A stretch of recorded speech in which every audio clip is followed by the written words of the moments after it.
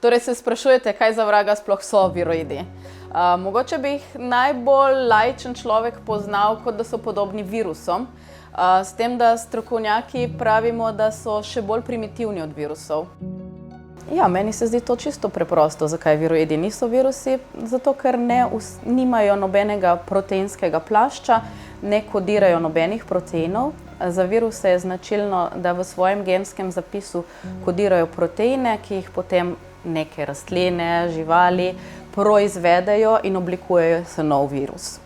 Pri viroidih pa tega ni.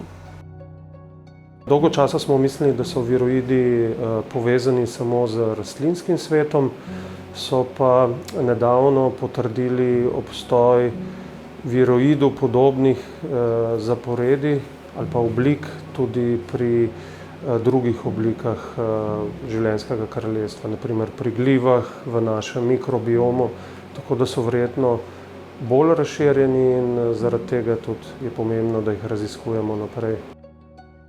Tako v vsakdanjem življenju, predvsem Slovenci, se srečamo z viroidi preko piva. Vemo, da v Sloveniji imamo vsi zelo radi pivo in zato, da ima pivo tak okus, kot ga ima, torej osvežilen in grenak, je potrebno dodajati hmelj.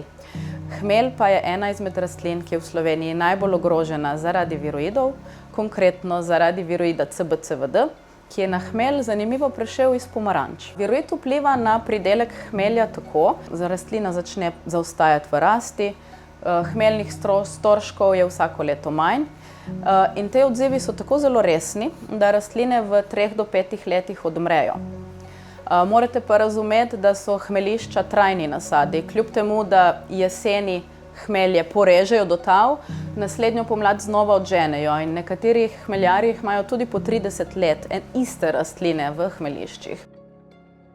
Ja, najbolj osupljivo spoznanje o viroidih je to, da dedno informacijo, ki jo imajo, je 10 milijonkrat manjša od naše dedne informacije. Torej tisto, kar nas oblikuje, so zelo, zelo majhni, torej te nukleinske kisline so velike v povprečju 250 baznih parov in so sposobne, torej, da se podvojujejo, širijo in grejo naprej. Torej ta enostavnost, njihova enostavnost je izredno, izredno osupljiva. Po drugi strani pa še vedno tudi ne vemo točno, kako povzročijo bolezenska stanja, kako vplivajo na rastline in podobno. Torej, zelo pomemben mednarodni projekt, ki ga vodimo, je ViroidDoc, ki je namenjen doktorskemu izobraževanju 10 mednarodnih študentov. Od tega so 3 študenti na izobraževanju v Sloveniji, eden pri nas na Biotehniški fakulteti, na Inštitutu za hmeljarstvo in pivovarstvo Slovenije v Žalcu in tretji na Kemijskem inštitutu. Ko raziskujemo viroide, želimo odgovoriti torej, na več bazičnih vprašanj.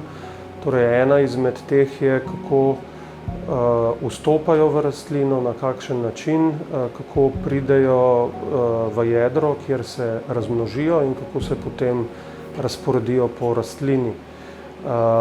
Vse te raziskave pa upravljamo z namenom, da bi našli alternativne strategije preprečevanja njihovega širjenja. Torej, do sedaj so edino, kar je možno, je dejansko uničevanje okuženih rastlin, torej popolno uničenje. Torej, raziskave viroidov so prinesle že veliko dobrega, tudi konkretno za slovenske hmeljarje.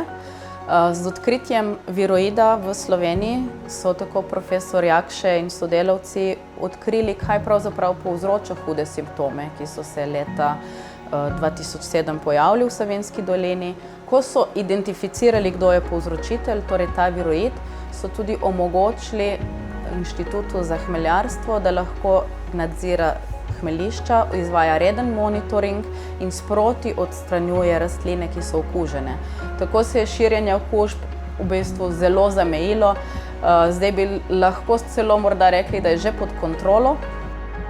Za viroide se domneva tudi, da so ena najstarejših prvotnih oblik življenja na Zemlji.